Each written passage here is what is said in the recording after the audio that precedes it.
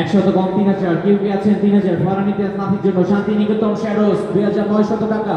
1 Farhan Imtiaz Nafi, 2 3000 Davis of heaven road নাফির জন্য 3800, 3900, 4000। আরো একবার তালি দেই।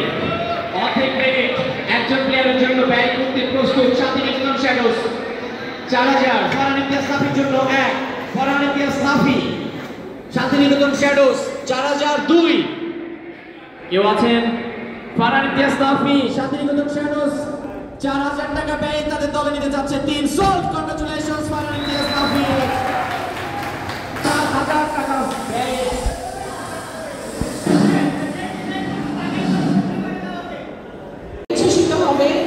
উন্নয়ন হবে। তো সবল তারুণ্যকে গতিশীল মনোভাব নিয়ে আসুন আমরা সবাই একসঙ্গে মিলেমিশে কাজ করব, জাহাঙ্গীরনগর বিশ্ববিদ্যালয়কে বিশ্বমানের বিশ্ববিদ্যালয় হিসেবে গড়ে তুলব। আজকের অনুষ্ঠান সফল হোক, সুন্দর হোক। আমি এই অনুষ্ঠানে সকল উদ্বোধন ঘোষণা করছি।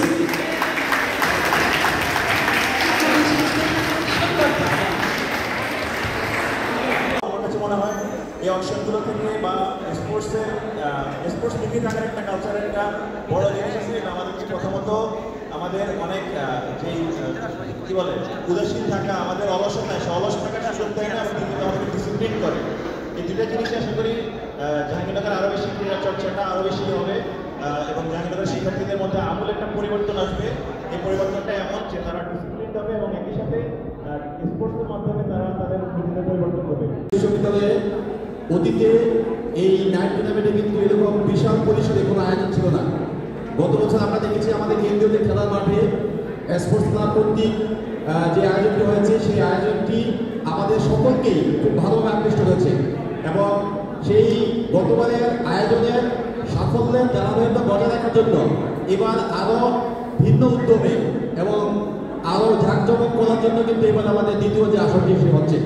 আমি জাকসু এবং আমার ব্যক্তিগত পক্ষ থেকে জাহাঙ্গীরনগর বিশ্ববিদ্যালয় স্পোর্টস ক্লাবকে অনেক অনেক ধন্যবাদ জানাই।